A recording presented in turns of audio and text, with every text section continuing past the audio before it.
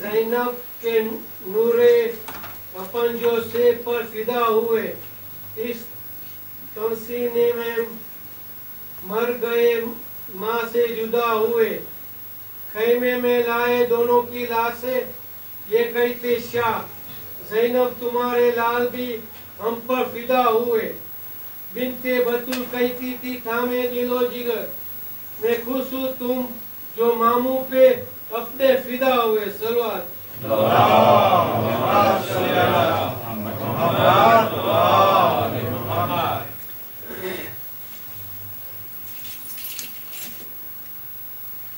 أعوذ بالله من الشيطان الرجيم.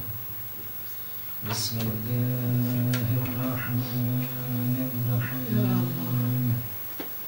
الحمد لله رب العالمين، بارئ الخلائق أجمعين، وباعث الأنبياء والمرسلين، الذي بعد فلا جرى، وقرب فشهد النجوى، تبارك وتعالى. ثم الصلاة والسلام والتحية والإكرام على خاتم النبيين وسيد المرسلين والشفيع المذنبين، الرسول المؤيد والنبي الممجد، المصطفى الأمجد، أبي القاسم محمد.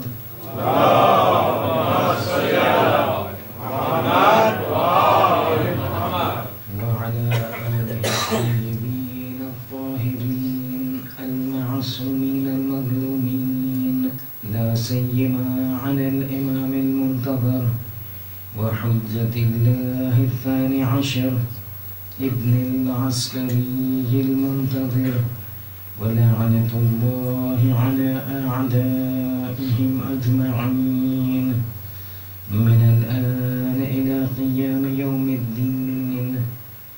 أما بعد، فإن الله الصادق العليم قال في كتابه الكريم القرآن الحكيم: بسم الله الرحمن الرحيم، بقية الله خير لكم إن كنتم مؤمنين. صلى الله على محمد وآل محمد. السلام عليكم ورحمة الله وبركاته. Continuing into the sixth night of our discussion, and we see ourselves moving very quickly into those final stages of our discussion with respect to our topic on the 12th Imam. And without much ado and without wasting much time, I am aware I am always taking up quite a bit more than the hour. Although there has been no complaint, but we will see how things proceed. And unless very necessary, we would not want to prolong the sessions. Last night when we were discussing the concept of ghaibat, and we had said that in order to understand what ghaiba is, we discussed a few paraphernalia, and then we need to keep moving forward. And at that time we had brought forth the discussion towards the point wherein we were stating that for this ghaiba there is a philosophy, or there are philosophies and there are reasons. And we were discussing the first reason. And as we keep moving forward, we will keep indicating instances and evidences to make things a little more plain and clear.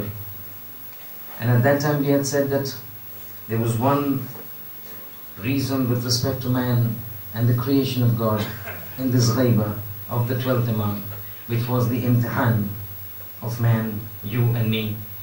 And he said we will discuss this a little later. But the second part was associated with the Imam himself. And numerous traditions we discussed last night stated that the reason for the ghaibah was to keep the Imam safe from the harms of those who wish to harm him. And we discussed this at length as well, as to what was the reason that the people would want to target the personality of the Imam, and hence it was very important to keep the Imam safe. But at this point, I need to clarify a certain thing with you, and I need to remove if there is a misconception that could be arising into the minds of the people. And that is that we should exercise care to not fall into this misconception that just because a representative of God comes upon the earth to fulfill a mission ordained by God and prophesied in the Quran and promised in the Quran, let it not be misconceptualized or misconstrued that when this man comes, he will be like a Superman. Now don't get me wrong, all our Imams are Supermen. But when I say Superman, I mean those characteristics by means of which our children know Superman. That you strike him with a blow, nothing happens. You shoot at him, nothing happens. He's totally protected, he's totally immune to every kind of physical harm. This is not the conception of ours as far as the 12th Imam goes. He has the powers of the world at his disposal. And at times when it is absolutely essential, he will manifest those powers. But he is not supposed to be living in this world as a person who is not human, because then he would not be a role model for us.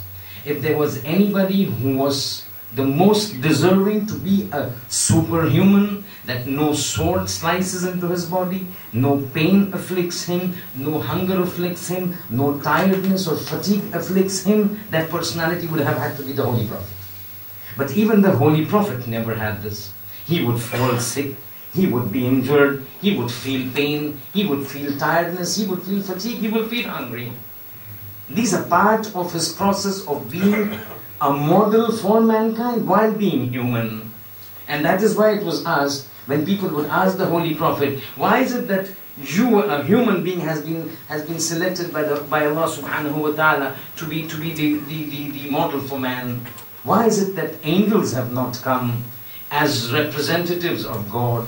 One of the reasons and explanations that was given to them was this, that you need to have somebody from amongst yourself or amongst yourselves who stands up so that you see this man is the same man who eats and drinks like us. But when it comes to the night, we go to sleep and he stands for the whole night reciting 1,000 rakat from night till morning.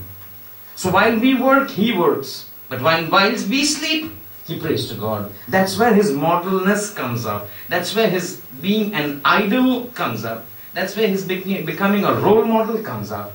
And so this we have to understand. This, when we say that we've been always hearing that he's going to spread this mission, for the last 5 nights we are hearing, then you talk about the ghaibat being there because he has to be protected, but he doesn't need to be protected. He is coming on a universal reformation mission, so he should not be harmed. Wrong. This is not the concept. Had this been the concept, then Allah would have to turn aside one of his sunnah, one of his major laws, that he tests everybody. Whether it is shaitan he will test, whether it is the Holy Prophet he will test. This test nobody is exempted from. The worst of the creation of God and the best of the creation of God, as long as they are in this world, they have to be subjected to imtihan and the trials and examinations of Allah. Nobody is exempted.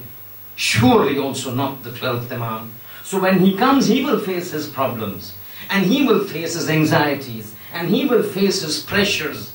But those pressures have to be there because they are in line with the sunnah of God, the formulae which He's placed for people in this world.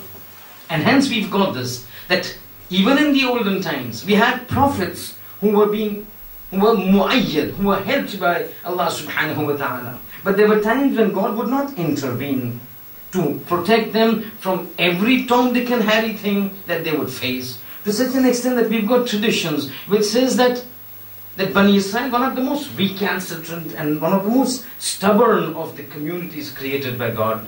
And I always make this reference.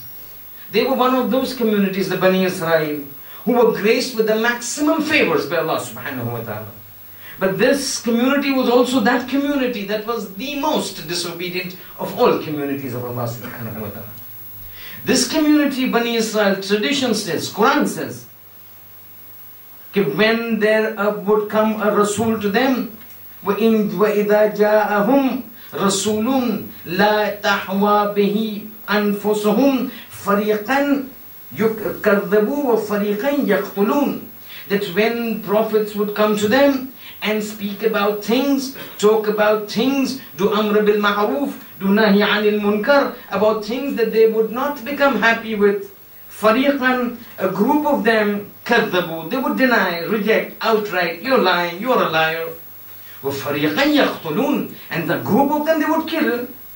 Riwayat says, there have been phases, when in a specific phase, it's not that when we say 124,000 prophets have come, they would come one after the other.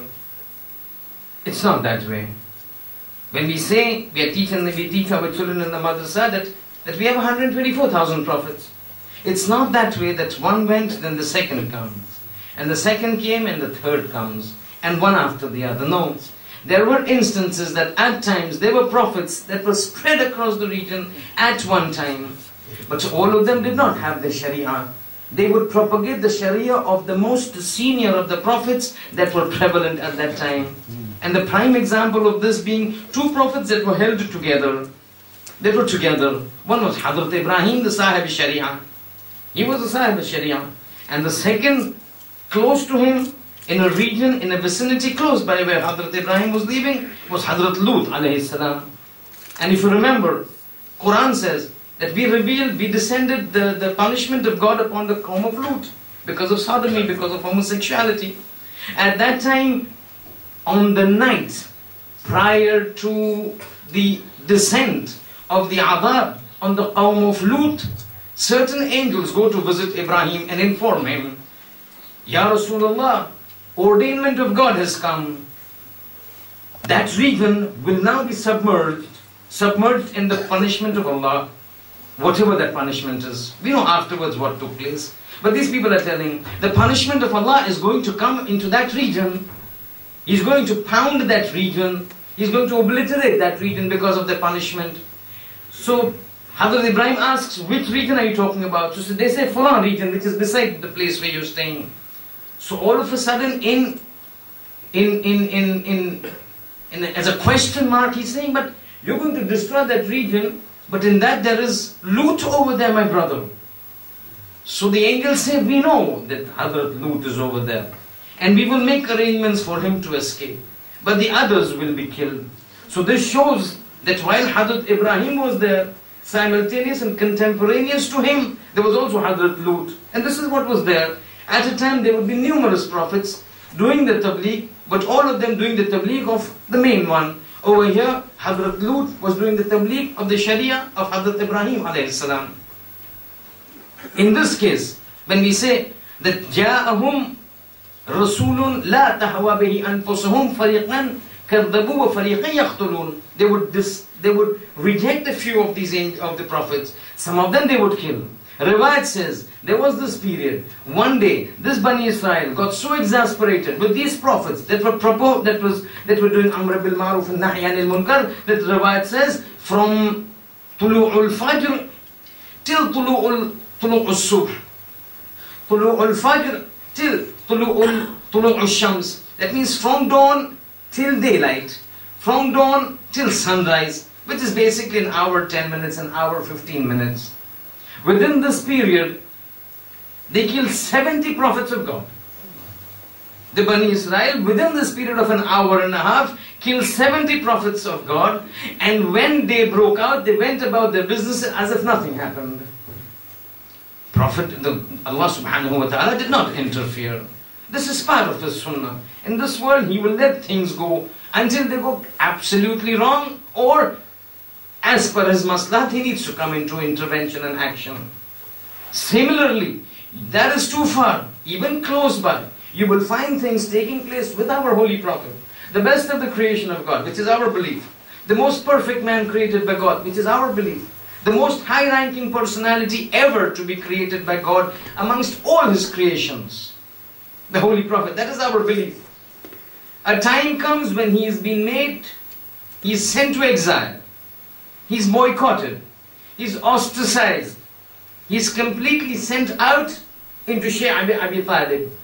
You know that history, that when the Holy Prophet and Bani Hashim began preaching the religion of God and criticizing those idols that the Quraysh used to worship, they gang together, said this Bani Hashim is not getting too much for us and we need to get rid of them. So all of us now boycott them, ban them, exile them, ostracize them. Nobody would deal with them with anything. No food, no water, no provisions, nothing. No interaction, no trade. They were barred from the interaction with the people. So you're going to go out into the Shi'a Abi Talib. For 3 years, the entire Bani Hashim, with the Holy Prophet, with Abu Talib, with Janab Khadija, and Ali, and Fatima, everybody into Shi'a Abi Talib. 3 years. Those 3 years became so difficult for them. Nearing the end period, when eventually, because of certain situations, this exile was broken, this boycott was terminated. Things became so bad that they would smuggle in, they would secretly bring about food from other places, but even those routes were blocked. A time came that they had no food to eat. They had no provisions to sustain themselves. They had no option except to resort to eating leaves from the trees and the roots of the trees. That's what the situation. And it was this state whereby they were forced to resort to these sort of things to eat and live that caused the death of Hazrat Khadija. How did Hazrat Khadija die? She died because in one of the times when there was no food, she happened to consume the root of a poisonous root of a tree. This poisonous root caused her to be poisoned, and that eventually led to her death. If at all it was the basis that whenever a good person falls into trouble, God leaves everything and comes to his help, he should have come to the help of the Holy Prophet also. But he doesn't come to the help of the Holy Prophet. He let things go as it is. Eventually the siege was broken, the boycott was lifted, the exile was removed, and they come back. So basically it does not mean that if the 12th Imam is coming with the prophetic mission, with the divine mission, he has to be over here and be protected at all times with that security from God. It doesn't work. So this philosophy of the of the 12th Imam being into a state of ghaiba, to have him protected from the afflictions and the tyranny and the sinister designs of the ruling machineries and the tyrannical machineries is kabisa, appropriate and proper. That is one thing. Secondly, as we look at this ghaiba, understand one thing, that whenever there is a mission, and that mission is extremely important, and in the wake of that mission, if there are certain obstacles and dangers, if there is an important mission to be achieved, if there is an important objective to be achieved, and in order to achieve this objective, within the path towards achieving this important objective, if there are hurdles in the way, and if a person decides to resort to alternatives and options to circumvent those hurdles so that he can reach that objective, this is perfectly in order. Meaning what? It does not mean that a divine guide comes over here and there are hurdles, and all those hurdles need to be removed by God for this objective to be met. At times when there are certain problems, it becomes important to look at alternatives to escape from those difficult situations, primarily for the purpose that the objective is achieved. Why am I saying this? The reason I'm saying this is that the mission of Imam Zamana is so important and so prophetic that in order to achieve this, if there are hurdles in his path, which there are, and we observe that even before his coming there were hurdles primarily targeted towards him, but indirectly with respect to the life of the 11th Imam. And you will hear tomorrow and day after that after he came, how people tried to attempt to take his life. These were the hurdles that needed to be circumvented in order to achieve that final mission of universal reformation. It becomes important and appropriate, and at times intellectual and logical, and even at times wajib, to resort to alternative means to save oneself primarily for the cause that that objective is reached. So we have examples whereby an important mission was given. Within or to procure that mission, there were problems. And the Holy Prophet looked for alternatives to save himself, realizing that if that mission has to be achieved, he has to be saved. And in order to save himself, he doesn't go and seek directly divine help. He uses alternative means so that he can escape. Which example am I giving you? The same example. When the Holy Prophet started the start of the Islamic calendar, moving from Makkah to Medina. In that instance, when the Prophet was moving from Makkah to Medina, all of us know what happened. Now we don't want to go on to Imam Ali sleeping on the bed and Laylatul Mabita, no. I want to go to an instant that took place, or an event took place after he left Makkah. So he comes out of the house, people don't see him, he recites certain verses of Surah Yasin, again we don't want to go into that, he moves out. Somebody's accompanying him, they move out. As they go, they realize that it's been realized that the Holy Prophet is not sleeping on the bed. And they've still not reached Medina. At that time, what does the Holy Prophet do? He seeks refuge in the cave. He hides himself in the cave. If somebody wishes to level accusations or question mark, he would have said, what kind of a prophet is this? And what kind of a support God gives to his prophet? If a prophet who's working for the cause of God to set up an Islamic government in Medina, leaving Makkah, where his life is in danger, he's on the way, all alone, with one man, people following him, it is but natural, looks obviously logical that God should intervene divinely to help him out. But what does the Prophet do? He seeks refuge into the cave. Why? Because he realized that this mission could only be achieved if his life was saved. And so he sought alternatives to save his life. This is exactly what Ghaibah does for the 12th Imam. It gives him an alternative so that we can do it. He can save himself for the final onslaught whereby he spreads across that universal reformation. And even these nights that we stay in, about Hussein, exactly this was what was done by Hussein. Because when the Prophet says, Al-Husaynu minni, means what? Whatever I would do, Hussein would do. Whatever I did, Hussein did. Here the Prophet realized, for him to establish this universal religion, it was imperative for him to reach Medina. And in order for him to reach Medina, he had to save himself. Because the only person who could have done and established this religion in Medina and set up the base and hub in Medina was the personality of the Prophet. He had to save himself.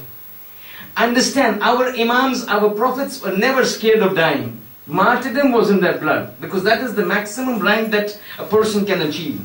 But it is, bravery is one thing, cowardice is something else, and foolhardiness is something else.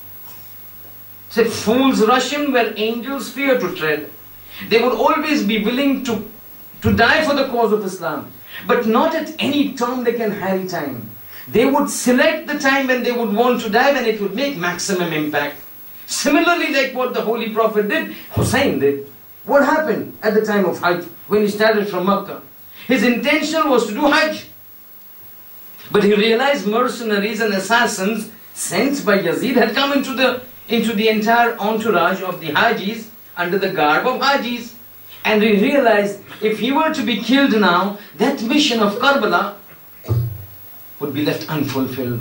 That mission could only be done by Hussein ibn Ali, nobody else.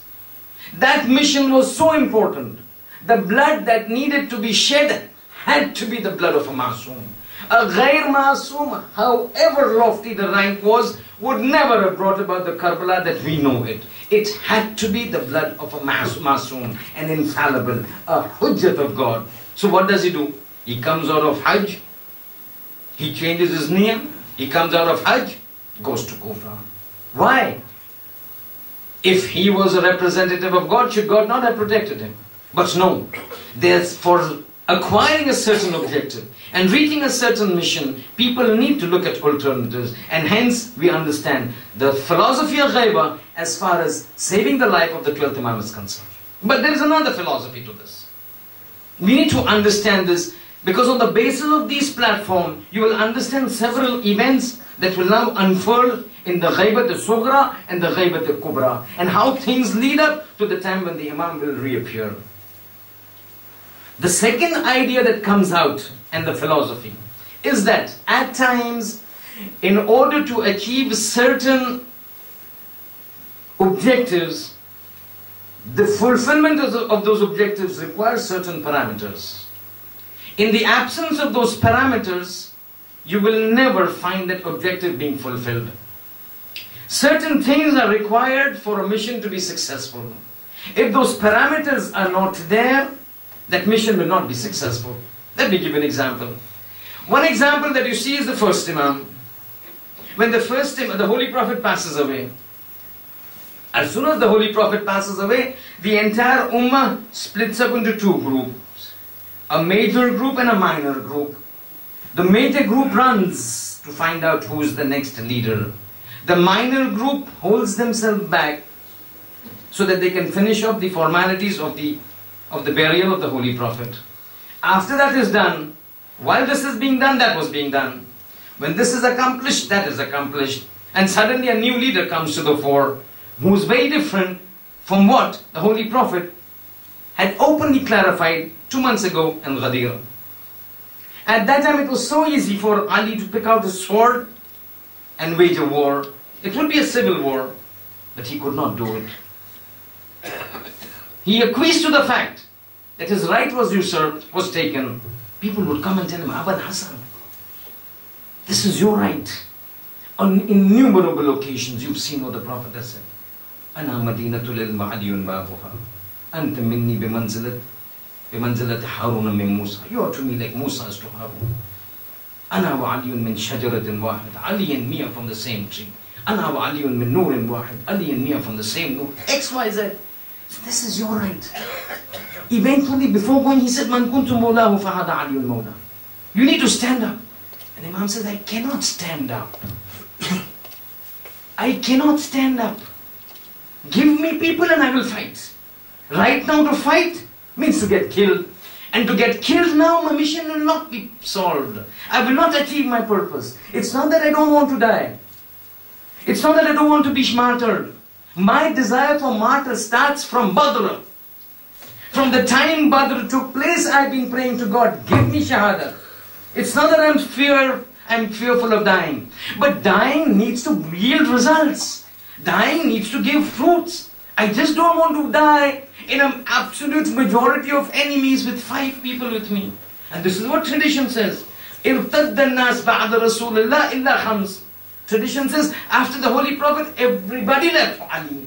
Except, now there are 3-4 versions of this.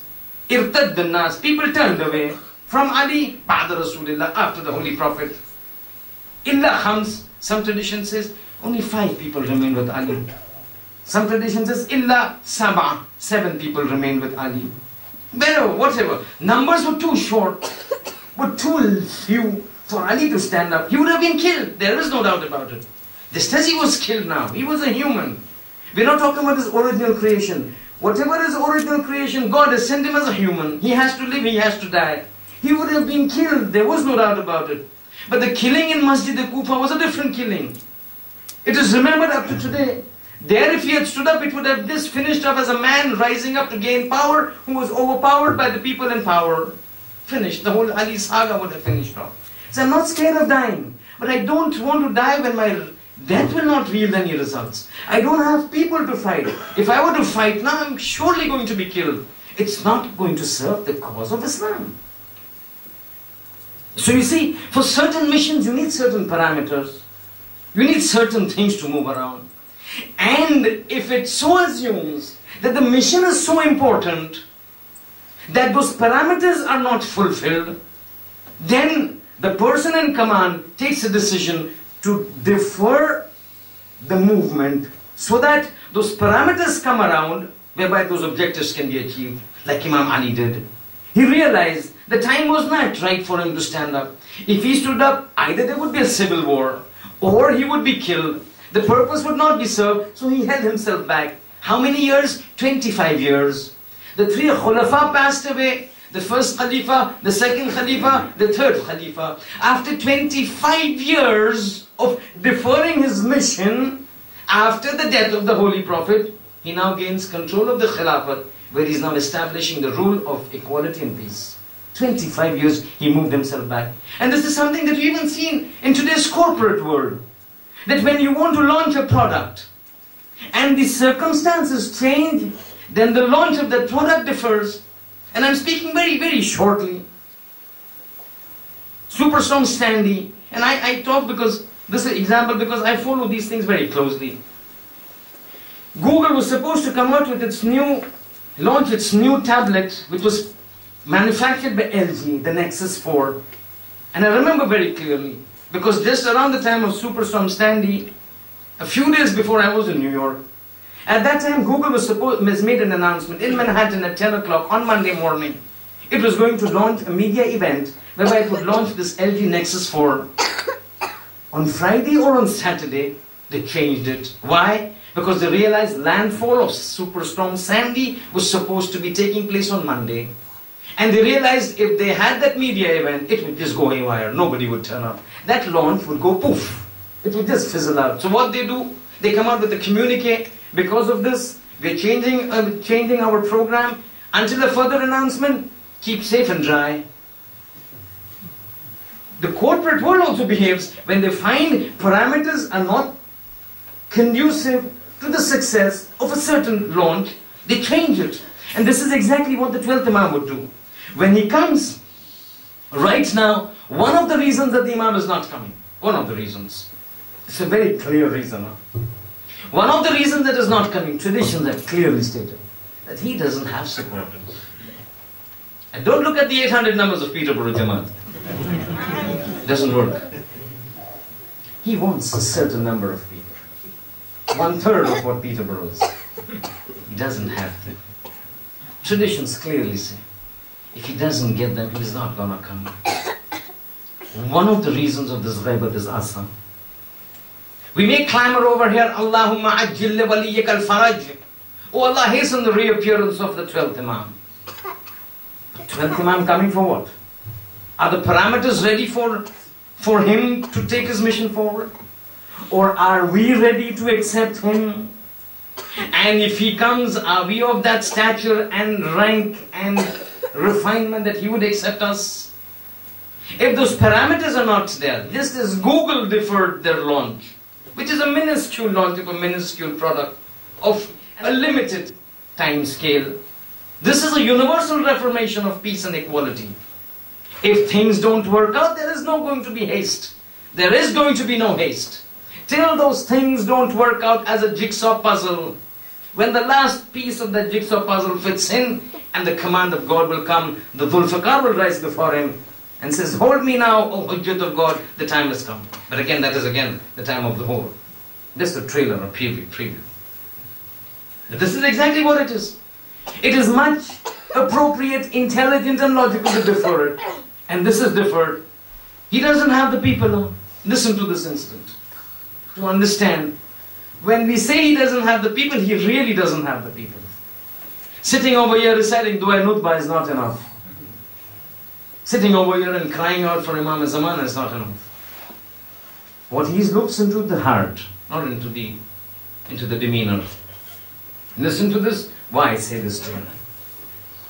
This incident narrated by, everybody has heard of Ayatollah Khoi, alayhi rahmah. His father, Sayyid Ali Akbar Khoi, is the narrator of this incident. Initially they were in Tabriz. From Tabriz they moved to Iraq, to Najaf, where Ayatollah Khoi settled down and then continued his studies till the time he was killed or died. Again, that's different. We don't want to go into those history. He moves over there. Now this story is being narrated by the father of Ayatollah Khoi. He says, once I went to Hilla. Hilla is a very historical place as far as the Islamic knowledge circle is concerned and the scholarly circle is concerned. Hilla is a region in Iraq. It has a very rich history of scholars. It has produced scholars of par excellence in the Shiite world. People like Allama Hilli, people like Muhaqqiq Hilli. These are those beacons of light that just shine out among the Shiite world. He says, I go to Hilla. Hilla is a big city. While I'm touring the place, Now he's narrating this incident. This incident is about a man years before Sayyid Ali Khoi passed by. The man's name, Sheikh Ali. Now listen to what Sayyid Akbar Khoi is saying about Sheikh Ali. Saying, I went to Hilla, I saw a structure that looked like a house, that looked like a masjid, but it looked at both, a residence and a masjid. So I'm asking people, what is this? So this is the house and the masjid of a man by the name of Sheikh Ali, who's passed away now. Saying, who's the Sheikh Ali? So you don't know who Sheikh Ali is? He was such a prominent figure. And then the father of Ayatollah Khoi narrates, this Sheikh Ali lived at a time in Hilla, in that particular locality of Hilla, years ago. This man was a simpleton, a very simple man, a very naive man, simple-hearted man, not somebody extravagantly intelligent, managing the halal and haram of God, but not a scholar, a simpleton, a very naive, simple-hearted man. He lived into that area, but one thing that he had immensely was love and passion for the 12th Imam. The jazba, the josh was immense. And what would hurt him and disturb him was the fact that whenever he would hear of some oppression and injustice taking place, he would always cry out in his heart that all these things are happening. Why is the 12th Imam not coming? Why is Imam Mahdi not reappearing? Those were the times when the colonial powers were on their colonialism spree and the colonialistic spree. So whenever he would hear oppressions being done on a certain tribe, on a certain group, he would always get very upset. Till one day he heard a certain news that really upset him. And he rushes into the deserts, into the loneliness, into the wilderness, saying, Imam Zaman, I am very upset with you. Now simple people talking in simple languages. Saying, Imam Zaman, I am very upset with you, Imam. You are our Imam. You are supposed to be helping us. You are seeing what is happening into this world. Why are you not coming to solve this? Why are you not coming? There are so many people in Hilla who are clamoring for your arrival. You look at this, the entire congregation that gathers for Dua Nubba. Look at the people that come. Look at them, the way they call out, Allahumma ajil li waliyikal faraj. You need to come. And he's going and he's just saying, Imam, I'm upset. I'm disturbed. I'm not happy with you. And as he's going, somebody taps him on his shoulder. So he turns and says, who is it? Now, why are you disturbing me? So he's saying, Sheikh Ali, you've been calling me. Now we don't want to go into the formalities. He introduces himself. But I'm your Imam that you're calling. Saying, oh Imam, now you're coming. All this while I've been asking you to come. All this while I've been crying. All this while I've been clamoring. You're not coming. Saying, Sheikh Ali, tell me, what is it? He's saying, you heard this incident that took place? He's saying, yes. He's saying, then you need to come and sort this out. There's so many people waiting for you. The whole of Hilla is there. So Imam is asking, the whole of Hilla is there for what? He's saying, they all love you, they support you, they cry over you. When your name comes, they stand up, they put their heads down. When they're sitting, reciting Dua Nutbah, their eyes water out, the tears flow down their eyes. There are people who are reciting Dua Ahad. The whole of Hilla is there with you. He's saying, are you sure? He's saying, yes, everybody is there to help you. You just need to make up your mind and come. He's saying, hi Abbas, if that is the case, you show me. How many people are there who can help me? He says, I can gather the whole of Hilla. Imam says, not the whole of Hilla. He's saying, if you want, I can get the whole of Hilla. All the Shias that are there, in thousands before you. They're willing to lay down their lives. Imam says, not thousands. I want 40 people. Get me 40 people from amongst the whole of Hilla, whom you think are the most devoted and absolutely in love with me, without any strings attached. He's saying 40 is not a problem. Such a big community, we will do it. What do you want me to do?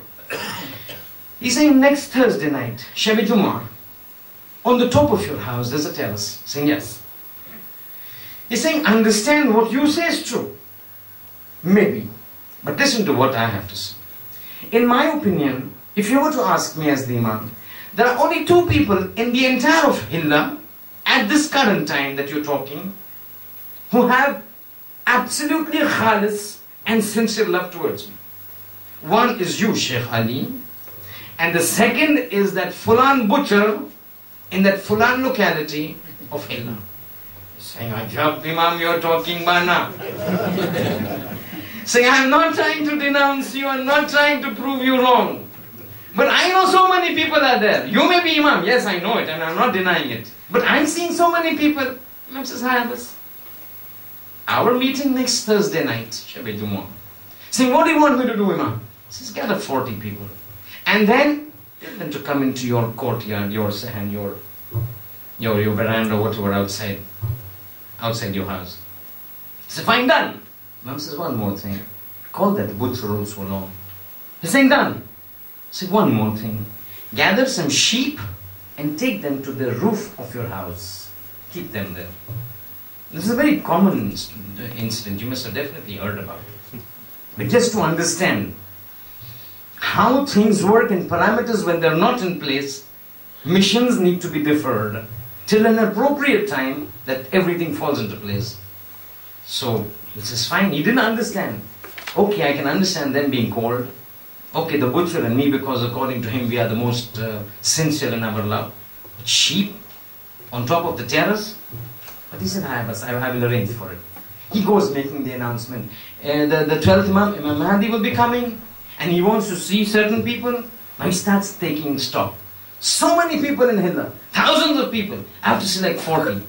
Problem, man, whom do I select, whom not to select? He starts making a list. First he goes to the butcher. The butcher, as soon as he comes to the tears start streaming. Imam took my name.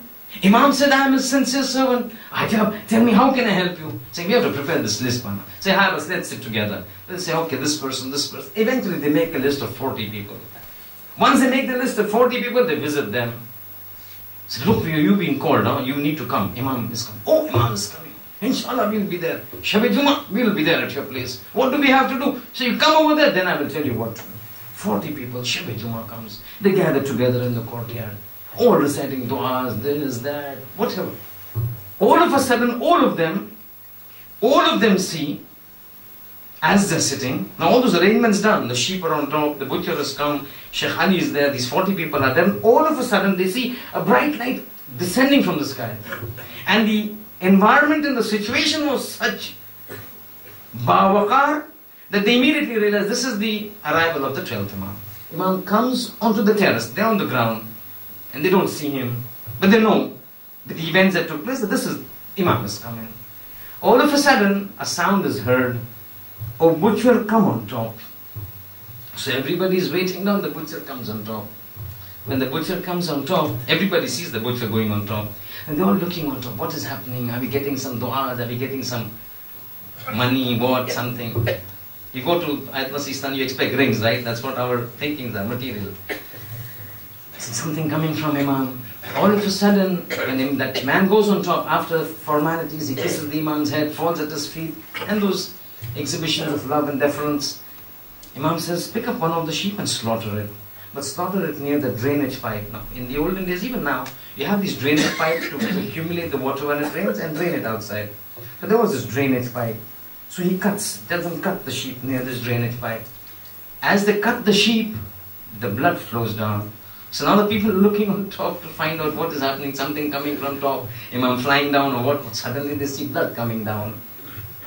So blood coming down, what is this? So the blood keeps dripping down. So hi, they're waiting for the butcher to come, the butcher doesn't come down. The voice comes again, Sheikh Ali come on top. And Sheikh Ali goes on top, everybody is looking. Sheikh Ali goes on top, now second time, now people are not looking on top, people are looking at the drainage pipe. As Sheikh Ali goes on top, Imam tells the butcher, take another sheep and slaughter it. He takes the sheep, he slaughters it.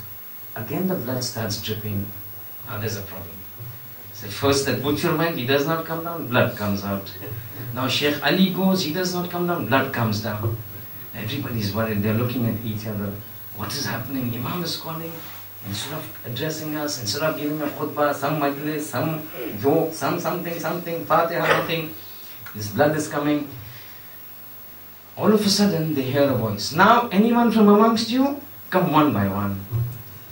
As soon as they come, the person sitting in front is looking around. Somebody says, you go in front. He's saying, why should I go in front? You go. So now, Sheikh Ali is on top, the butcher is on top. The command has come from Imam. One of you all go. Everybody's telling up. You go, Bana. The other says, no, I'm not going. You go. Let's see what is happening. You go and tell us what happens. Everybody seen, 2 people went, twice the blood was draining. Now, after waiting for some time, Sheikh Ali says, I don't know why it's taking so long. Imam says, your friends, right? Who love me. He's saying, but Imam, don't worry, they should be coming now. He's saying, how long do you want me to wait? He's saying, but they should be coming shortly. Imam says, they would be coming shortly if somebody is there. Sheikh Ali says, what do you mean? He's saying, my friend, there is nobody there. He's saying, 40 people were there, mana, 42, me and this butcher. I left 40 people. He's saying, let's take a look. The Sheikh Ali takes a look outside and sees down, nobody. Everybody thought Imam was calling them upstairs to kill them. So the butcher went, the blood streamed down. Sheikh Ali went, the blood dripped down. Now nobody wants to take that risk. Imam says, these are your 40 most loving servants of mine? Are these the ones? Sheikh, the riwayat says, the tradition says, his father of Ayatollah Khoi, Sheikh Ali begins to cry. And he says, Imam, now I am telling you, don't come. You do not have these supporters. All these people, they talk. They don't act. That is what Quran says. وَيَقُولُونَ بِأَلْسِنَتِهِمْ مَا لَيْسَ فِي قُلُوبِهِمْ. They talk with their tongues what is not there in their heart. The tongue says, Allahumma ajil li waliyaka al-faraj. But when the heart says, as soon as he comes and he says, give me my khums, people will say, you're not my Imam. We give him khums, we'll ask him, give me, where are you spending? Show me. Give me the receipt. Give me transparency. Give me accounts. Auditing. You want to audit it? It doesn't work. He says if these things do not work out, and this is one of the philosophies, and this is what one of the things that have been coming in the traditions. You keep calling for the Imam, but the Imam does not have supporters. That is the reason he's not coming. One of the reasons he's not coming is that we are the reasons. We have not changed ourselves to be ourselves so sincere to the Imam that whatever he says, they would do it.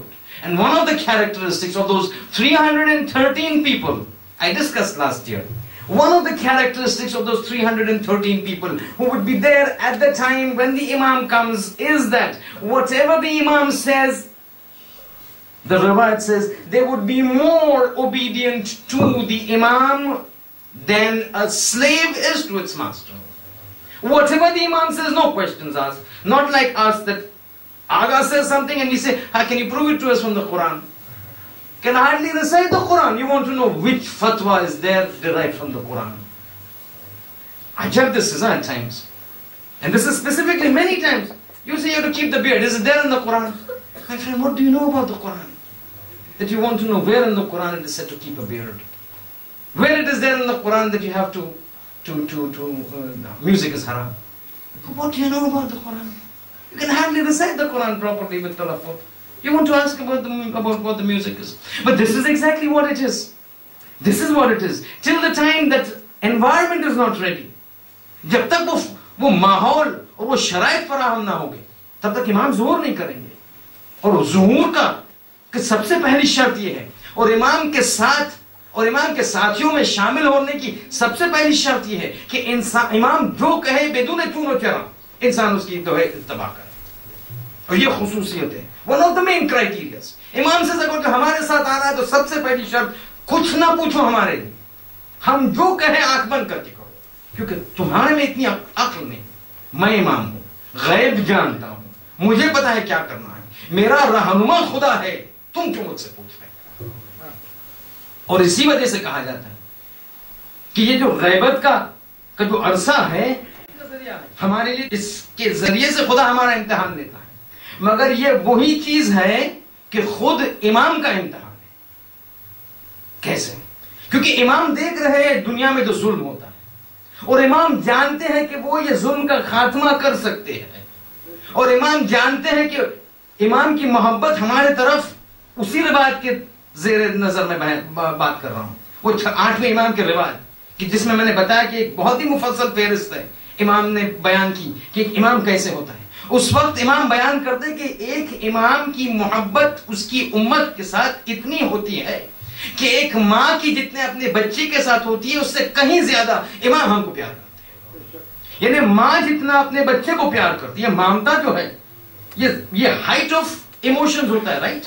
The height of love. کہتے جتنا ایک ماں اپنے بچے سے پیار نہیں کرتی اس سے کہیں زیادہ امام اپنی امت سے پیار کرتا. اچھا بھائی، امام کہتے کہ میں آؤں گا لیکن کچھ شرائط ہونی چاہیے، اور اس شرائط کے لیے یہی مسئلہ ہے کہ جو ہے یہ امام زمانہ کا ایک امتحان ہے کہ وہ جانتے ہیں کہ وہ آ کے خاتمہ کر سکتے ہیں. وہ دیکھ رہے ہیں کہ ان کی شیعت کس تکلیف میں ہے، کتنی ظلم میں ہے، مظلومیت میں ہے.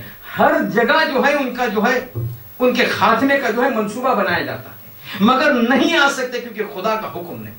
اور خدا تو اپنی مرضی کا مالک ہے نا، مشیت تو وہ خود جانتا ہے.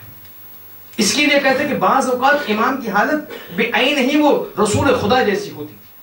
قرآن میں رسول خدا کے سلسلے میں اللہ بیان کرتا ہے کہ یہ رسول اپنی امت سے اتنا چاہتا ہے، اتنا پیار کرتا ہے کہ بعض اوقات جب وہ تبلیغ کرتا ہے اور اللہ کے دین کے بارے میں بتاتا ہے اور لوگوں کو جہنم سے لے کر جنت کی طرف لے آنا چاہتا ہے، مگر پوری کوشش کے باوجود جب انسان ابا کرتا ہے، امتناع کرتا ہے اور نہیں آنا چاہتا، تو رسول کی ایسی حالت ہوتی ہے کہ رسول چاہتے ہیں کہ میرے جسم سے روح چلی جائے. He gets so frustrated that I am trying to drag these people from the pits of hell into heaven. It is for their benefit, مگر نہیں قبول کرتے. تو خدا قرآن میں بیان کرتا ہے ایسی حالت رسول خدا پر طاری ہوتی ہے کہ قرآن کے الفاظ ہے، قرآن کی آیت ہے لعلک باقع نفسک الا یکونوا مؤمنین، کہ کبھی کبھی اے میرا رسول تمہیں ایسا لگتا ہے، ایسا تم چاہتے ہو کہ تمہارے جسم سے یہ روح نکل جائے، اتنا فرسٹریٹ ہو جاتے ہو کہ تم جس کو آزاد کرنا چاہتے ہو جہنم سے، وہ آزاد ہونے کے لیے تیار ہے. یہ اتنا آپ پر سنگین گزرتا ہے کہ لعلک باقع نفسک، تم چاہتے ہو کہ اس دنیا سے تم چلے جاؤ، روح نکل جائے، اتنا فرسٹریٹ ہو جاتے کہ کیوں نہیں سمجھتے. یہ بے نہیں حالت جو ہے امام زمانہ کہ دیکھ رہے ہیں کہ جو ظلم ہو رہا ہے مسلمانوں پر، وہ جانتے ہیں کہ آ کر وہ یہ خاتمہ کر سکتے ہیں ظالموں کا اور ظلم کا، مگر کیونکہ خداوند متعال کی طرف سے حکم نہیں ہے نہیں آ سکتے. لعلک باخع نفسک، کیا کروں میں. یہی چیز بتائی جاتی ہے ہر شب جمعہ. تمام اعمال امام کے پاس جاتے ہیں، امام دیکھتے ہیں اچھی چیزیں خوش ہوتے ہیں، پریشانی دیکھتے ہیں، مشکل دیکھتے ہیں، گناہ دیکھتے ہیں، کیونکہ ماں سے زیادہ ہم کو پیار کرتے ہیں. وہ ماں سے کہیں زیادہ امام اپنی امت کو پیار کرتے ہیں. تو دیکھتے تو بہت غمگین ہوتے ہیں. مگر یہ مسئلہ تھا جہاں تک کہ فلسفہ غیبت، کہ غیبت کا مطلب یہ نہیں کہ بس امام غائب ہو گئے، کچھ ایسے کوئی چیز ایڈ ہاک نہیں ہے خدا کے نظام میں، ہر چیز کیلکولیٹڈ، اور ان کا غیبت کیلکولیٹڈ، ان کا ظہور بھی کیلکولیٹڈ. مگر اب ہم چلے تھوڑے مسئلے میں، اور اب غیبت کا تو ایک مفہوم ہم جان چکے، اب جو خصوصی غیبت ہے ہم اس پر تھوڑا گفتگو کریں. امام کی ولادت 255 ہجری میں، 260 ہجری میں نے عرض کیا 11ویں امام کی شہادت ہو جاتی، یعنی 260 ہجری سے امام زمانہ کی امامت کا آغاز ہوتا ہے، امام مہدی کی امامت کا آغاز ہوتا ہے. اور یہیں سے ایک ایسا مرحلہ شروع ہوتا ہے غیبت کا کہ جس کو کہتے ہیں غیبت صغریٰ، یعنی چھوٹی غیبت، smaller absence, the smaller occultation. اب یہاں ایک ٹیکنیکل ڈفرنس ہے، بس بیان کرتا چلوں کہ کہیں آپ کبھی پڑھ لیں کسی آرٹیکل میں، کسی کتاب میں، تو دنگ نہیں ہو جائے، کنفیوز نہیں ہو جائے. علماء کے درمیان ایک ٹیکنیکل ڈسکشن چلتا ہے، ایکڈیمک، ویری ایکڈیمک، کہ غیبت صغریٰ کی ابتدا کہاں سے ہے. تو ہمارے پاس دو گروہ ہو چکے علماء کے. ایک گروہ کہتا ہے کہ غیبت صغریٰ کا آغاز اسی وقت سے ہوا کہ جب امام کی ولادت ہوئی، یعنی 255 ہجری سے، یعنی جب امام 11ویں امام زندہ ہے، امام ہے 255 ہجری میں. وہ واقعات جو پیش آیا جناب حکیمہ کے سلسلے میں بیان ہوا اور ان کی زبانی، اس زمانے سے غیبت صغریٰ کا آغاز ہو چکا. اور افراد جیسے کہ علماء جیسے شیخ مفید اس بات کے قائل ہیں. مگر ایک دوسرا گروہ ہے جس میں فرض کریے علماء مختلف علماء اور مشہور علماء علامہ مجلسی جیسے وہ کہتے نہیں 255 ہجری سے ہم غیبت صغرا نہیں سمجھ سکتے. غیبت صغرا کا آغاز جب 11ویں امام کی شہادت ہوتی ہے اور اس وقت جب 12ویں امام بنتے ہیں تب سے ان کی غیبت صغرا کا. مگر جو بھی ہے ایک مرحلہ ایسا ہے کہ جس کو غیبت صغرا کہا جاتا ہے. غیبت صغرا وہ غیبت کا نام ہے کہ جس میں امام لوگوں کے درمیان میں ہے مگر براہ راست لوگوں سے نہیں ملتے ہیں. ان کے پریشانیوں کو دور کرتے ہیں, ان کی مشکلات کو حل کرتے ہیں, ان کے سوالوں کے جواب کو دیتے ہیں, وجوہات شرعیہ کو قبول کرتے ہیں مگر براہ راست نہیں کرتے. کچھ نمائندوں کو رکھا ہے, کچھ نائبین کو رکھا ہے کہ جن کے ذریعے سے ارتباط لوگوں کے درمیان جاری ہے. اس کو کہتے ہیں غیبت صغرا. اس کے اپوزیشن میں غیبت کبرا ہے کہ جس میں پھر نہ کوئی نائب ہے خاص, نہ کوئی ریپرزینٹیٹو ہے. امام ہمارے درمیان سے اوجھل ہو چکے, امام ہمارے درمیان سے غائب ہو چکے. اب براہ راست کوئی نہیں کہہ سکتا کہ ہم ڈائریکٹلی امام کے ارتباط میں ہیں. یہ دو کمپیرزن. ابھی اس کے ذریعے سے اب آپ بات سنیے کہ جہاں یہ غیبت صغرا کا آغاز ہوتا ہے کچھ بہت ہی عجیب و غریب چیزیں جو ہے اس غیبت صغرا کے درمیان پیش آتی ہیں کہ آج تو گنجائش نہیں, یہ انشاءاللہ کل سے ہوگی. لیکن یہاں ایک بات عرض کرتا چلوں کہ جب 12ویں امام کی ولادت ہوتی ہے اور غیبت کبرا کا زمانہ ہے, یعنی آپ سمجھ لیجئے کہ جب 11ویں امام زندہ ہے تو ایک چیز جو 11ویں امام نے بہت شدت کے ساتھ جس سے متمسک رہے اور بار بار کرتے رہے وہ یہ تھی کہ ان کو پتا تھا کہ میرے دشمن اس بچے کے قتل کا منصوبہ بنا رہے ہیں, اور نہ کہ صرف اس بچے کا قتل کا, یہ میرے بھی قتل کا منصوبہ بنا رہے ہیں. مگر ایک بار یہ بچہ دنیا میں آ گیا تو ان کی یہ کوشش رہی کہ ان کے جو کور گروپ تھے, جو کور کمپینینز تھے, وقفاً فوقفاً اور متعدد موارد پر کبھی علیحدہ, کبھی گروہ میں, کبھی گیدرنگ میں, کچھ عرصے کے لیے, کچھ گفتگو کے لیے وہ بار بار امام مہدی کو ان کے سامنے لے آتے. کبھی ایک شخص کو بلایا, اور اس کا ذکر انشاءاللہ کل آئے گا, کبھی ایک شخص کو بلایا میرے بعد یہ امام ہے. کبھی کچھ گروپ ہے, گیدرنگ ہے, اصحاب جمع ہے, ایک مسئلہ چھڑ چکا, اصحاب امام سے پوچھتے امام اس مسئلے میں فقہی مسئلہ کیا ہے, امام جواب نہیں دیتے, بولے میرے بیٹے یہاں ہو. 12ویں امام آتے ہیں, بیٹا جواب دو ان کو. تو یہ کون ہے؟ تو یہ میرے بعد میرا جانشین اور تمہارا 12واں امام. یعنی متعدد موارد پر امام ایسے فریکوینٹلی مختلف جگہوں پر امام کو جو ہے نشان دیتے تھے, امام کا ظاہر, امام کی ولادت کو ظاہر کرتے تھے لوگوں کے سامنے, اس بات کے خوف سے کہ ایسا نہ ہو کہ امام شہید ہو جائے 11ویں امام اور پھر لوگ کہے کہ 12واں دنیا میں نہیں آیا. تو کچھ کور گروپ تھے, اور وہ ایسے کور گروپ کے امام جانتے تھے کہ ان کا ارتباط بنی عباس کے ساتھ نہیں ہے. ان کو بار بار جو ہے امام بتاتے تھے کہ یہ میرے بعد جانشین ہے, میرے بعد یہ تمہارا امام ہے. یہ بالکل عین ہی اس واقعے کی طرح ہے کہ جو چھٹے امام صادق آل محمد جعفر ابن محمد الصادق علیہ السلام,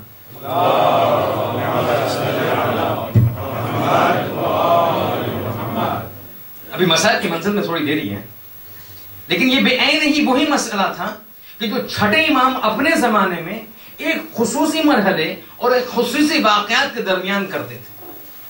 یہ دیکھا آپ نے, بار بار 11ویں امام 12ویں امام کو کسی کے سامنے, اصحاب کے سامنے, دوستوں کے سامنے نشست میں منفردن جمعن بیان کرتے تھے, دکھاتے تھے, ظاہر کرتے تھے. اسی وجہ سے تاکہ لوگ نہ کہہ سکے کہ 12واں دنیا میں نہیں آیا. یہ بالکل اسی طرح ہے کہ جو چھٹے امام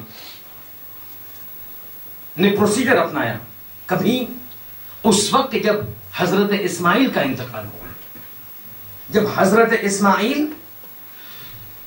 جہاں سے یہ اسماعیلی کا گروہ نکلا ہے, حضرت اسماعیل چھٹے امام کے بیٹے, موسیٰ ابن جعفر، امام موسیٰ کاظم 7ویں امام ہمارے، وہ 6ٹھے امام کے بیٹے. لیکن حضرت اسماعیل کی عمر امام موسیٰ کاظم علیہ السلام کی عمر سے زیادہ. بہت ہی با تقویٰ، پرہیزگار، عجیب نورانیت، عجیب شان و شوکت. اور جہاں امام صادق جاتے تھے وہیں ساتھ میں حضرت اسماعیل جاتے تھے. تو جب دور سے کوئی لوگ آتے تھے، کاروان آتا تھا امام سے ملاقات کرنے کے لیے، تو یقیناً امام کے ساتھ میں حضرت اسماعیل کو دیکھتا. جہاں امام وہاں حضرت اسماعیل، جہاں امام سے بات چیت حضرت اسماعیل. خدا کی مشیت کے تحت حضرت اسماعیل کا انتقال ہو جاتا. اس وقت امام کو پتا چل گیا کہ یہی چیز، اور امام حضرت اسماعیل کو بہت پیار کرتے تھے، ساتھ ہی میں رکھتے تھے، بہت محبوب تھے ان کے. ان کو یہ ڈر تھا کہ ایسا نہ ہو کہ میرے بعد لوگ موسیٰ کی طرف نہ جائیں اور اسماعیل کی طرف جائیں.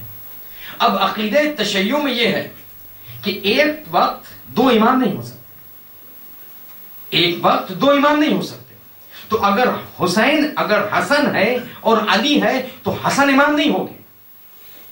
بلو ذاتن انہیرنٹلی سب امام ہیں، لیکن سب امام میں سے ایک آفیشیلی آگے بڑھتا ہے اور تمام آتھورائزیشن ان کے ذریعے سے ہوتا ہے. تو علی ہے تو حسن ہوگے امام وجودن، لیکن ظاہراً نہیں ہے. ظاہراً تمام اتھارٹی، حجت خدا، امام وقت، امام زمان علی. اسی طرح جب امام علی کا انتقال شہید ہو جاتے ہیں تو پھر حسن اور حسین دونوں ہیں امام، لیکن امامت کا تاج امام حسن کے سر پر. ایک وقت بے عین ہی صرف ایک امام ہو سکتا ہے. یہاں جب حضرت اسماعیل کا انتقال ہو گیا تو 6ٹھے امام کو یہ ڈر لگا کہ ایسا نہ ہو کہ لوگ سمجھ بیٹھے میرے بعد کہ امام جو ہے وہ حضرت اسماعیل ہے. کیونکہ آج کی طرح ایسا تو نہیں کہ 8 گھنٹے میں you can go across the Atlantic. ایک مرتبہ ایک قافلہ نکل آیا تو 4 مہینے تو اس کو پہنچنے لگتے تھے شام سے، پھر دوبارہ 4 مہینے پہنچنے لگتے تھے لوٹنے کے لیے. یعنی ممکن تھا کہ ایک شخص ایک بار کوئی امام صادق کو دیکھ لیا تو پھر زندگی میں کبھی نہیں دیکھ پاتا، کیونکہ مسافرت اتنا سخت تھا اور اتنا آسان نہیں تھا سفر کرنا.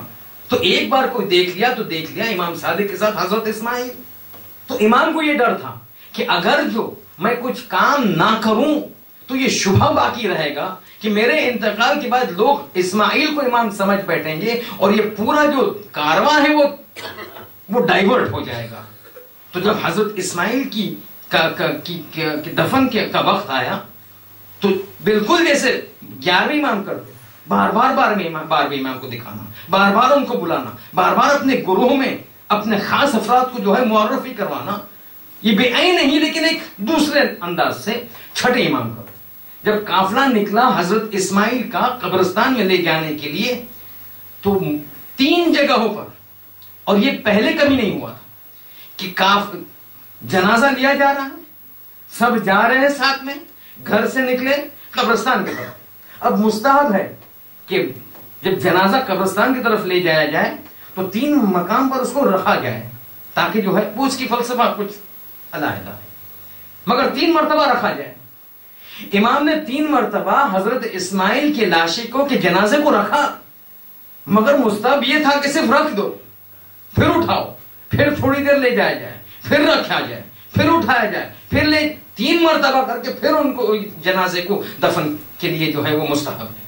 لیکن امام ہر بار جب اسماعیل کے لاشے کو جنازے کو رکھتے تھے تو حکم دیتے تھے ذرا یہ کفن کو تو کھولنا، اسماعیل کے چہرے کو تو ذرا ظاہر کرنا.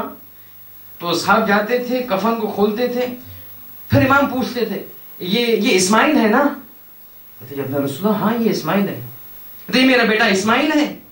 کہتے ہاں یہ آپ ہی کا فرزند اسماعیل، یہ مر چکا ہے؟ کہتے ابن رسول اللہ یہ مر چکا ہے.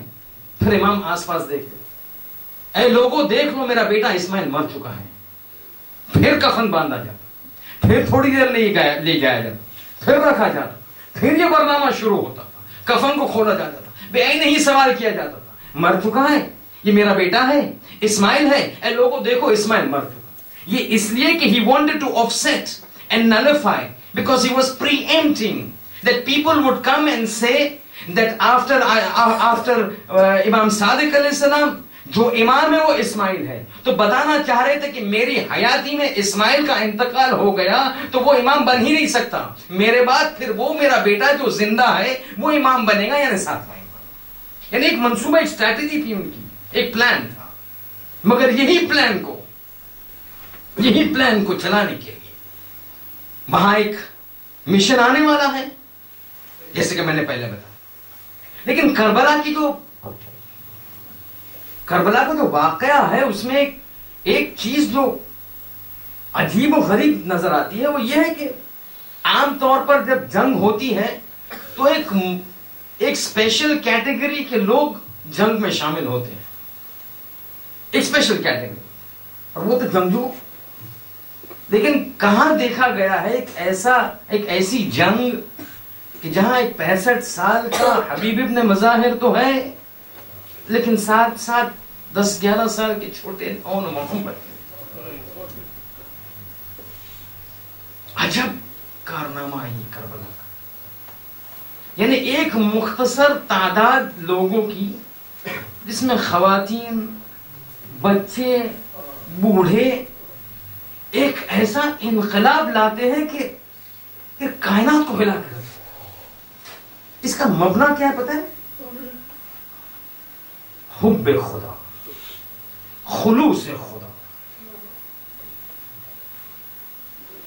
جب حسین مدینے سے نکلے اور طے ہو چکا کہ اب مدینے سے نکلنا ہے, تو ایک مرتبہ زینب تیاریاں کرنے لگی.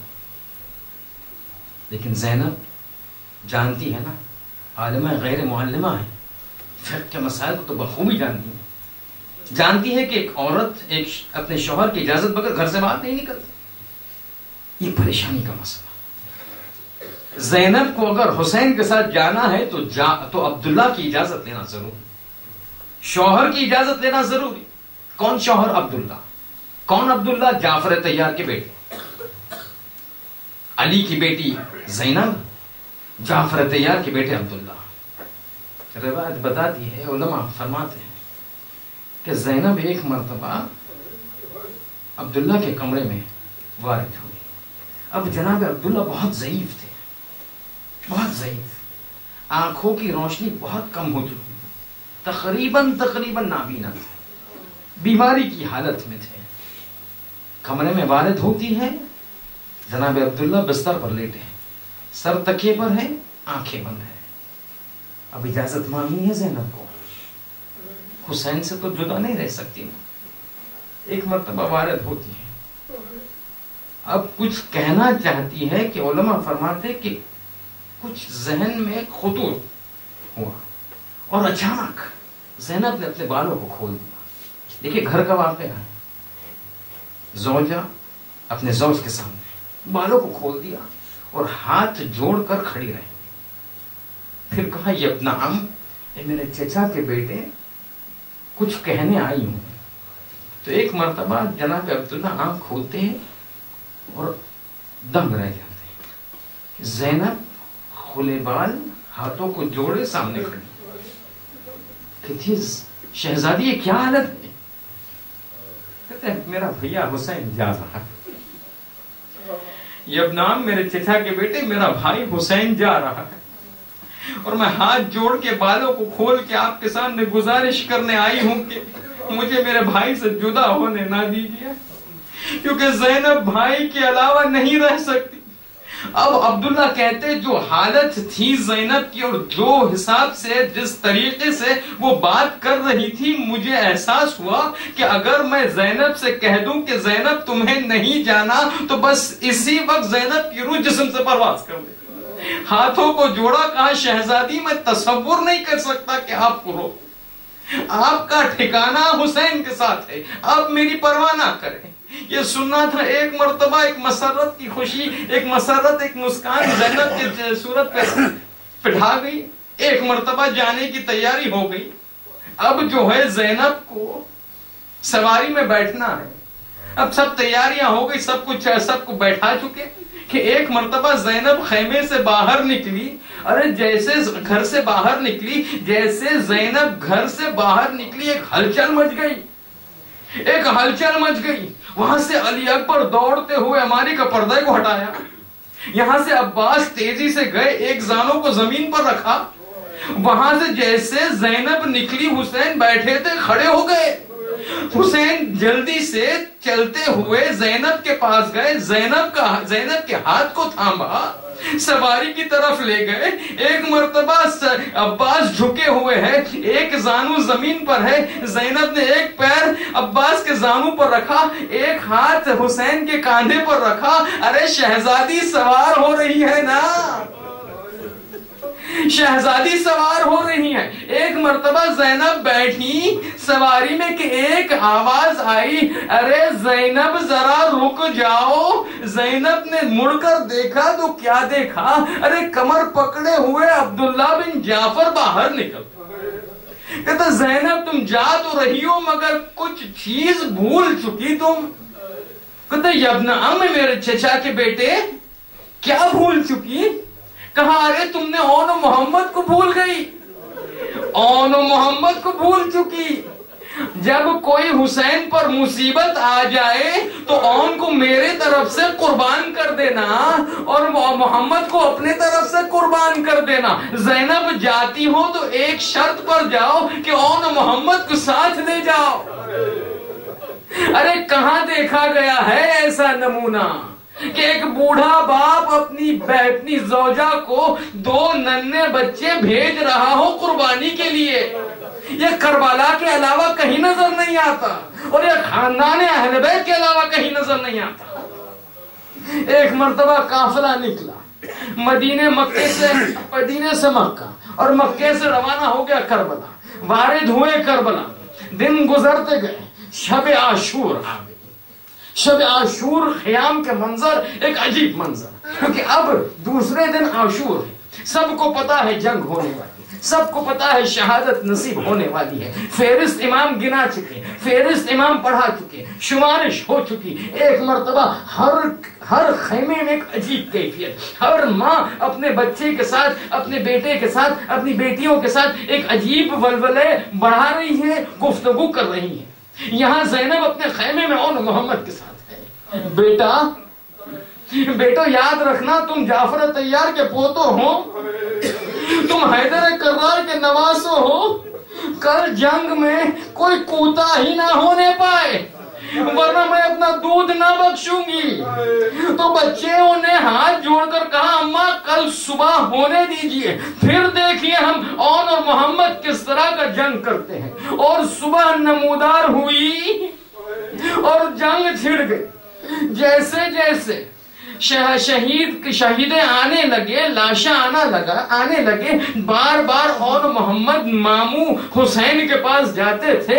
مامو جان جہاد کی اجازت دیجئے، جنگ کی اجازت دیجئے. اور بار بار حسین کہتے تھے اور محمد تم بہت چھوٹے، اپنے خیمے میں چلے. جب بھی کوئی شہید آتا حسین کے پاس جاتے مامو جان جانے دیجئے، مگر بار بار حسین کہتے نہیں اور محمد میں تمہیں اجازت نہیں دیتا. وہاں سے انکار سن کر جب خیمے میں آتے تو جب بھی خیمے میں آتے ناراضگی زینب کا سامنا ہوتا. ارے اون محمد اب تک زندہ ہو، ارے اون محمد ابھی تک تم جنگ کر نہیں گئے. تو ماں کیا کروں، مامو جان اجازت نہیں دیتے. یہ سلسلہ چلتا گیا اس وقت تک کہ جب علی اکبر کا لاشا. اب جب علی اکبر کا لاشا آیا اور پھر جب اون محمد آئے تو زینب غضبناک ہو گئی. ارے اون محمد حسین کا لال شہید ہو گیا اور میرے لال اب تک زندہ. ارے کل کو میں فاطمہ زہرا کو کیا منہ دکھاؤں گی، کل فاطمہ زہرا کو قیامت کے دن کیا منہ دکھاؤں گی کہ حسین کا لال شہید ہو گیا اور میرے اون محمد زندہ رہے. کہتے اماں ایک بار اجازت دیجیے، دلوا دیجیے. مامو جان اجازت نہیں دیتے. کہ دیکھا میں بتاتی ہوں. ایک مرتبہ کہہ کے زینب نکلتی ہے، حسین کے خیمے میں جاتی ہے، حسین کے پاس جاتی ہے. ماں جایا حسین تو بولو زینب کیا بات ہے. کہا آپ کو پتا ہے کہ ہر بار آپ مجھ سے پوچھتے تھے کہ کچھ حاجت ہو تو مانگ لینا، مگر آج تک میں نے کوئی حاجت نہیں مانگی. تو حسین کہتے زینب یہ میری تمنا ہے کہ تم مجھ سے کچھ مانگو. آج میں ایک چیز مانگنے آئی ہوں. بس انداز سے حسین سمجھ گئے. کہتے زینب اون محمد کے سلسلے میں آئی ہو؟ کہتے بھیا آج ایک خواہش ہے، ایک گزارش ہے، نہ ٹھکرائیے گا. حسین نے کہا وعدہ کر چکا. حسین نے کہا وعدہ کر چکا اون محمد کو جانا، مگر میں خود بھیجوں گا، میں خود سوار کراؤں گا میرے ننھے سپاہیوں کو. ایک مرتبہ گھوڑوں پر بٹھا، ننھے ہیں نا، ننھے ہیں، مدد کی ضرورت ہے. حسین مدد کر کے دونوں بچوں کو سوار کراتے ہیں. ایک مرتبہ جنگ کے لیے جاتے ہیں، جنگ کرتے ہیں. ارے ہاشمی خون ہے، خوب جوش ہے جنگ میں، خوب جوش ہے جنگ میں. ایک مرتبہ جنگ کرتے کرتے نرغے آدھا میں گھر چکے، ارے زخموں سے چور. ایک مرتبہ زمین پر فرش سے آ گرے، جیسے گرے ایک مرتبہ پکارا ارے مامو جان السلام علیکم، ہمارا آخری سلام قبول کرے. جیسے سننا تھا. ایک مرتبہ حسین اٹھے، عباس سے کہا ارے عباس چلو تم اون کو اٹھاؤ، میں محمد کو اٹھاتا ہوں. دونوں چلے، لاشے پر پہنچے. ایک نے ایک بھائی کو اٹھایا، حسین نے دوسرے بھائی کو اٹھایا. اب جب لاشا اٹھایا، دونوں گزر چکے تھے، دونوں شہید ہو چکے تھے. دونوں کے لاشے کو خیمے میں لا کر رکھا گیا اور پھر زینب کو اطلاع دی گئی کہ بیٹے آئے ہیں. اب زینب جب آتی ہیں کیا دیکھا؟ ایک طرف اون ہے، ایک طرف محمد ہے، وسط میں جگہ ہے. بس زینب وسط میں آ کے بیٹھ گئی. ایک ہاتھ کی ہتھیلی کو اون پر رکھا، دوسری ہتھیلی کو محمد پر رکھا. ایک مرتبہ سجدے میں گر گئی. اے پروردگار میری قلیل قربانی کو قبول فرما، میری قلیل قربانی کو قبول فرما. مگر یہاں ایک جملہ، نفسیاتی جملہ عرض کرنا چاہوں گا. 2-3 منٹ کا ٹائم مجھے دی. اگر تو آپ سمجھ لیے تو بہت روئیے گا، بہت روئیے گا صاحب. دیکھیں حزن اور غم کے سلسلے میں ماں کا جو کردار ہے وہ ایک عجیب کردار ہے. اور ماں کا احساس اور حساسیت غم کے نسبت اوج پر اس وقت ہوتی ہے کہ جب ماں کے سامنے اس کا بیٹا یا مر جائے یا مارا جائے. یعنی جب ماں کے سامنے بیٹا مر جائے یا مارا جائے تو اس کی حزن اور غم کی کیفیت اور شدت سب سے زیادہ ہوتی ہے. ایسے سلسلے میں زینب نے پورے واقعہ کربلا میں ماں کے گریے کا اپنے مرے ہوئے بچے پر حق ادا نہیں کیا. یعنی جس حساب سے اور جس قدر ایک ماں کو اپنے مرے بچے پر رونا چاہیے زینب نے نہیں رویا. پتہ ہے کیوں؟ کیونکہ جب لاشا محمد اور اون کا آیا اس سے پہلے علی اکبر کا لاشا آ چکا. تو زینب کا پوری توجہ اور غم جو ہے وہ علی اکبر پر. روئی اون محمد نہیں کہتا نہیں روئی، مگر جو حق تھا رونے کا وہ نہ رو پائی کیونکہ غم تھا علی اکبر کا. ارے میرے ماں جائے گا، اکبر مارا گیا. جب اون محمد کا لاشا آیا تب مرکز تھا علی اکبر. اس کے بعد کچھ عرصہ نہ گزرا تھا کہ حسین کا لاشا. اب حسین کی شہادت، جب حسین کی شہادت ہوئی زینب سب کو بھول چکی. ارے میرا ماجایا مسلم، میرا ماجایا حسین. اب تمام غم کا ہب اور فوکس حسین. 11 محرم کو جب قافلہ نکلا کربلا سے کوفہ کی طرف تو ملعونوں نے مختل سے پورا کارواں کو لے گئے. اب جیسے جیسے ایک ایک شہید کے لاشے پر آتے تھے تمام بیویاں اپنے آپ کو جو ہے گرا دیتی تھی. سب نے اپنے اپنے شہیدوں پر اپنے آپ کو گرایا، خود کو گرایا، مگر اون محمد پہ کسی نے اپنے آپ کو نہ گرایا. زینب نے بھی نہ گرایا کیونکہ زینب اپنے آپ کو حسین پر گرا چکی. اب بھی حق رونے کا ادا نہیں ہوا. قافلہ چلا. اب غم حسین زینب کے سینے میں ہے. جب غم حسین ہو تو اون محمد محمد کا غم نہیں آ سکتا.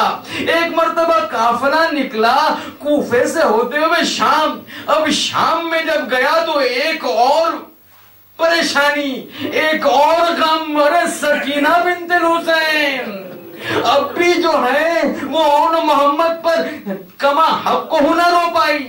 آزادی ملی جب زندہ سے تو پہلی بار 40 ہوئی کربلا میں. بس بے عین ہی وہی حالت.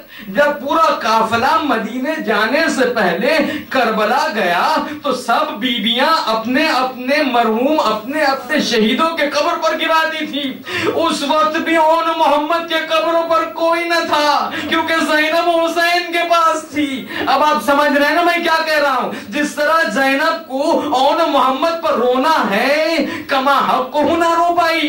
یہ قافلہ یہاں سے نکلا چلا مدینے میں وارد ہوا. اب زینب اپنے گھر میں جاتی ہے جیسے گھر میں وارد ہوتی ہے عبداللہ سے ملاقات ہوتی ہے. ارے ہسبینڈ اور وائف زوج اور زوجہ ایک دوسرے کو لپٹ کر خوب روتے ہیں ایک دوسرے کا غم دل درد دل بیان کرتے ہیں. مگر اس حالت میں جب سکونت آتی ہے تو ایک مرتبہ زینب ایک کمرے میں وارد ہوتی ہے.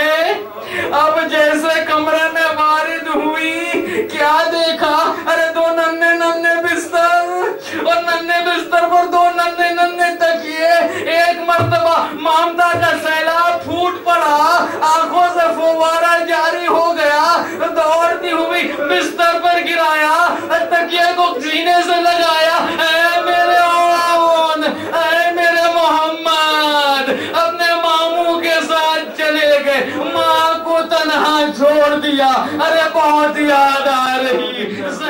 وَسَيَعْلَمُ الَّذِينَ ظَلَمُوا أَيَّ مُنقَلِبٍ يَنقَلِبُونَ أَلَا وَلَعْنَةُ اللَّهِ عَلَى الْقَوْمِ الظَّالِمِينَ.